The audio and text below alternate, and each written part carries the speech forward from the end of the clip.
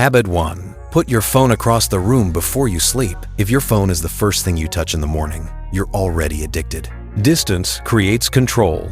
Control creates clarity. Habit 2. Make your bed the second you stand up. It takes 10 seconds, but it tells your brain, we're starting today with order, not chaos. Small wins stack fast. Habit 3. Drink a full glass of water before you speak to anyone. Hydration fixes more morning anxiety than mindfulness ever will. Your brain needs water, not dopamine. Habit 4. Do something physical for 60 seconds. Push-ups, stretching, anything. A 1-minute activation boosts discipline more than scrolling motivational quotes for an hour. Habit 5. Open your window and get real light on your face. Not for aesthetics, for biology. Light wakes up your brain, stabilizes your mood, and tells your body it's time to move. Habit 6. Set one non-negotiable task for the day, not a list. Not 12 goals. One mission. A mind with too many targets hits none of them. Habit 7. Use the 1-minute reset. Once an hour. Stop everything, breathe, reset your posture, clear your head.